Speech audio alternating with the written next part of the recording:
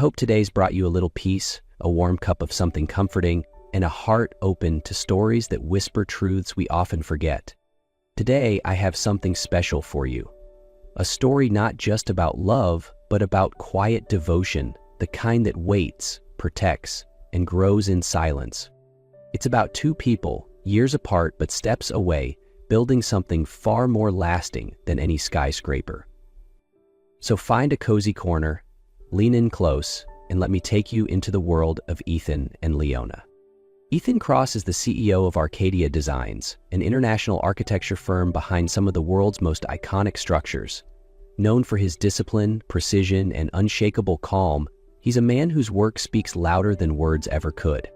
5 years ago, a young woman walked into the boardroom with eyes full of conviction and a voice that trembled, but never wavered. Leona Hart was the last candidate of the day, and yet, within moments, she had Ethan's full attention.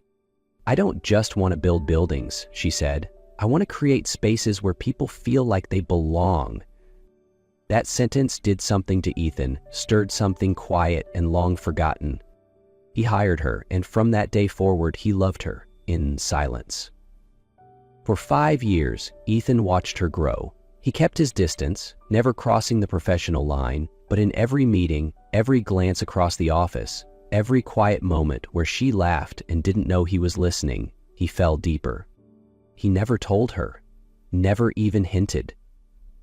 His love became a quiet devotion, expressed only through small, invisible acts of care that she never knew came from him. To Ethan, loving her from afar was enough, until it wasn't. Leona wasn't just a capable architect. She was a quiet light in the structured, often sterile world Ethan inhabited. She greeted everyone in the office with the same warmth, whether they wore suits or uniforms.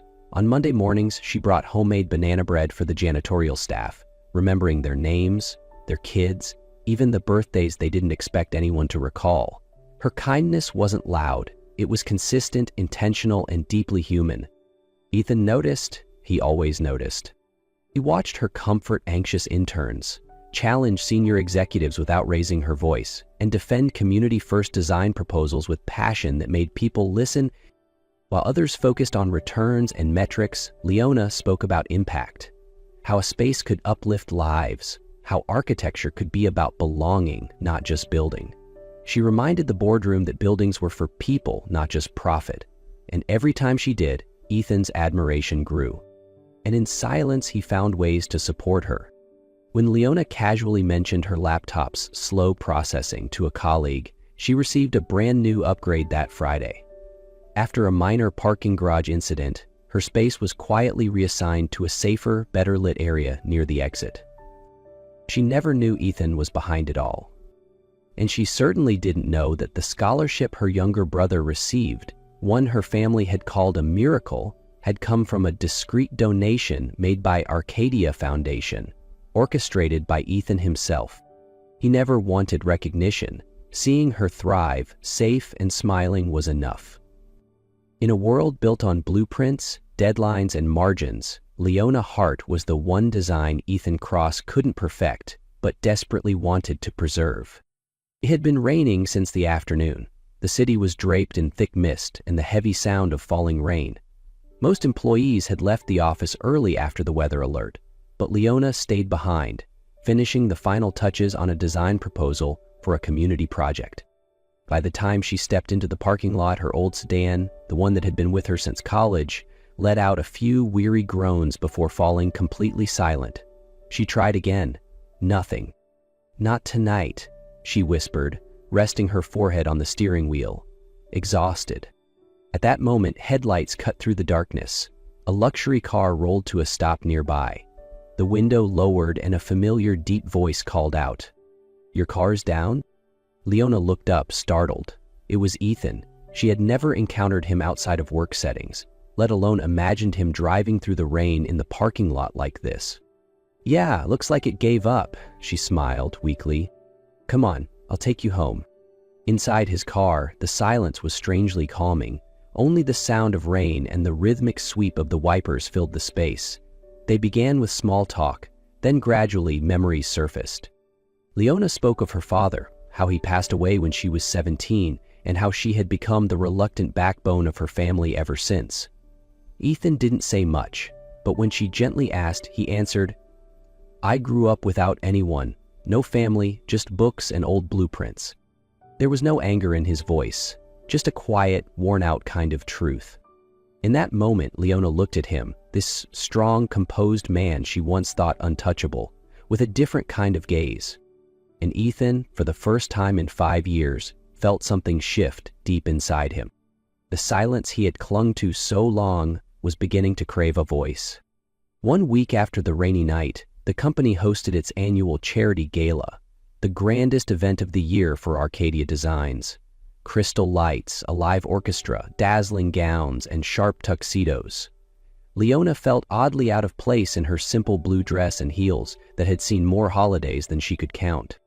She stood quietly in a corner, watching her colleagues laugh, toast, and move effortlessly through the glittering space. In her heart, she reminded herself, she belonged in the design room, not in this world of champagne and chandeliers. "Leona?" She turned. It was Ethan. He wore a classic black tuxedo, his demeanor unchanged, except for one thing, the way his eyes were locked on her, unblinking, unguarded. "Would you give me this dance?" Her heart stopped for a moment. Ethan, the man famously known for never dancing with anyone since his fiancée passed away 6 years ago, had just asked her. She nodded softly and placed her hand in his outstretched one. The music began. They moved into a waltz among glowing couples and swirling gowns. But in that moment, Leona saw no one else. Only the rhythm of her heartbeat, the intensity of his gaze, and the quiet synchronicity of their steps. Ethan didn't speak, but the way he gently tightened his hold on her hand, the way his palm rested respectfully on her back, said everything he never had the courage to voice. To Leona, this wasn't just a dance. It was a confession, a silent declaration. And in that moment, beneath the crystal lights and the hush of violins, her heart quietly reached for his. 1 week after the gala, Leona left the office later than usual. A meeting with clients had run long, and she decided to walk home. It wasn't far, and the streets were quiet at night. Until she turned onto the familiar alley near her building, and everything changed. 3 young men, clearly drunk, emerged from the shadows, laughing and throwing out crude remarks.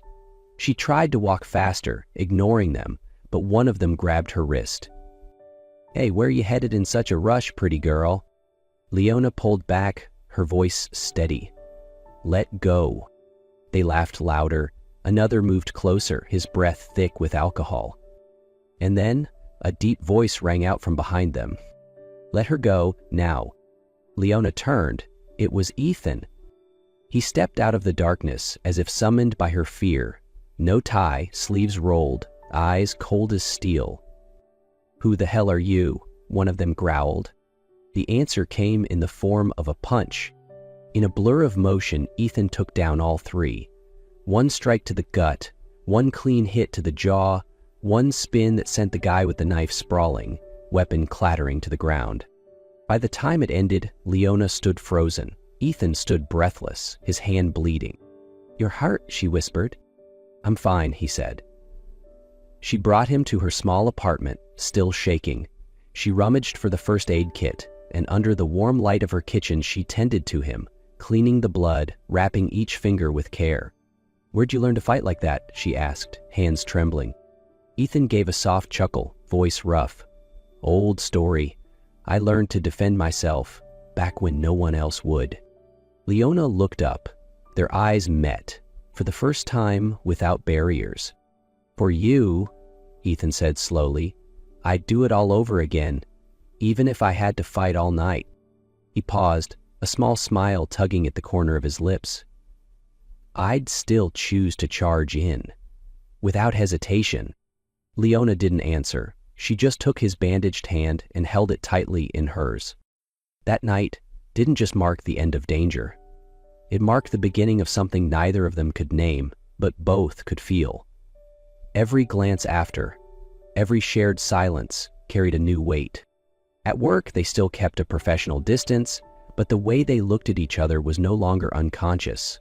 Sometimes even the slightest accidental touch left them both in a long, lingering silence. One quiet Saturday afternoon, Leona was asked by Ethan's assistant to deliver a folder to him. She was surprised to see the address, a small tucked-away church in the older part of town. When she entered, the church was empty, only flickering candlelight and a familiar voice echoing in the stillness.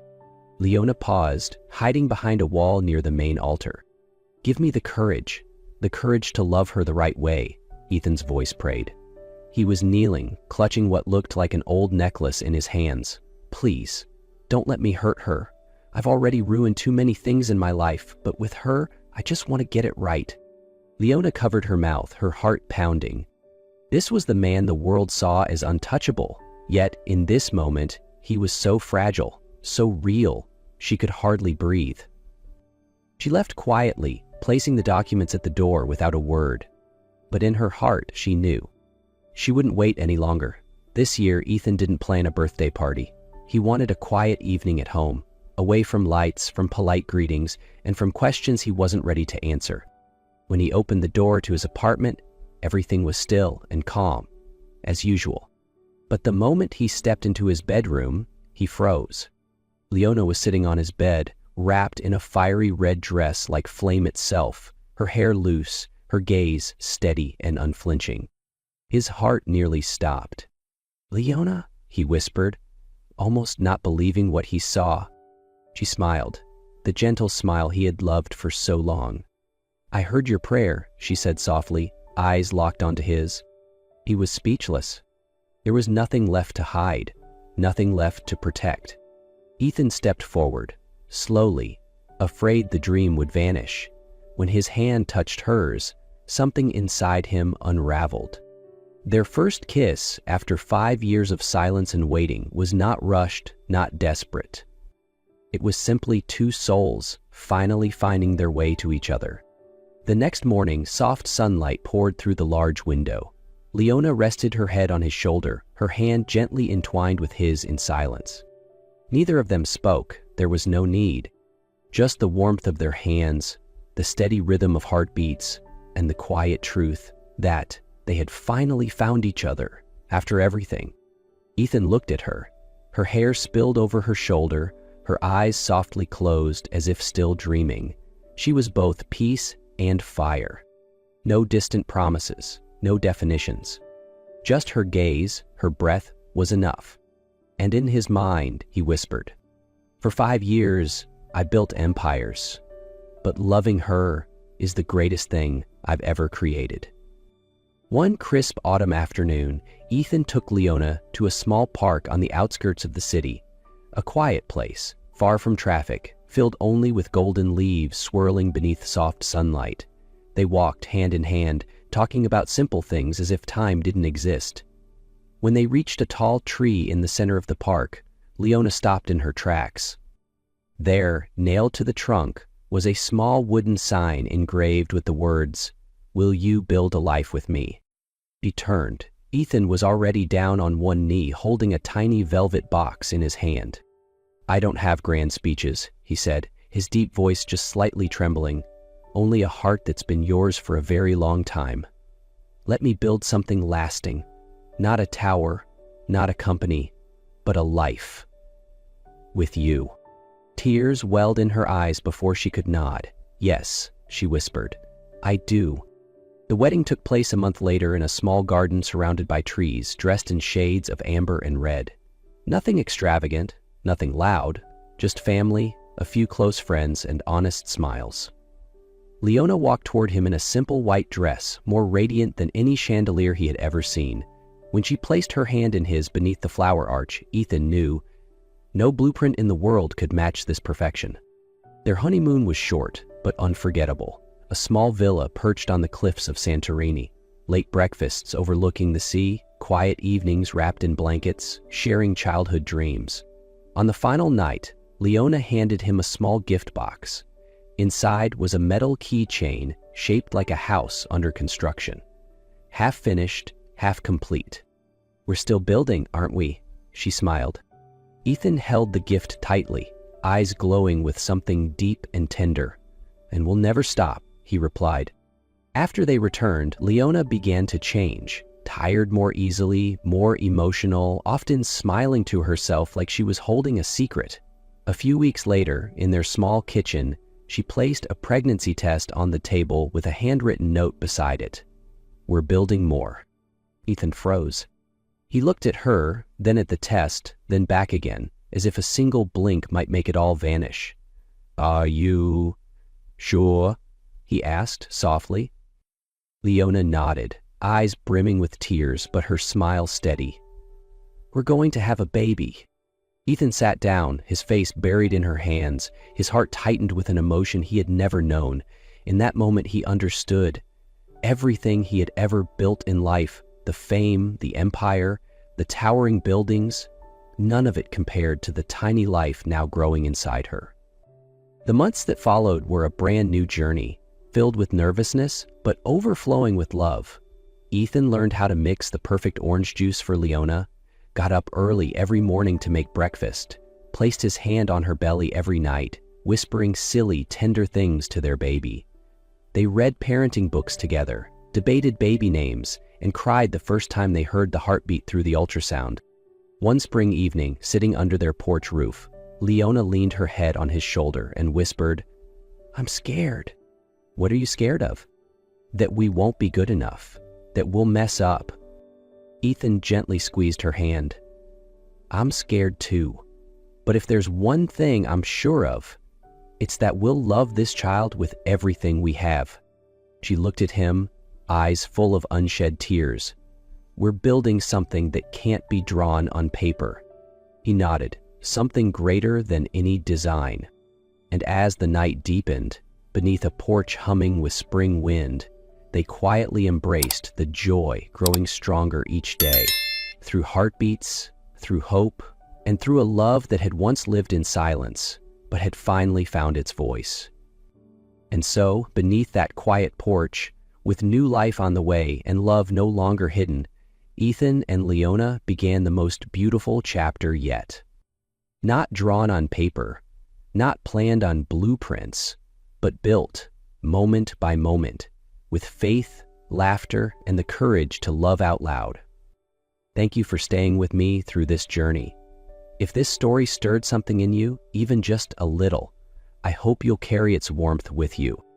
Until next time, take care of your heart and keep believing in the quiet miracles.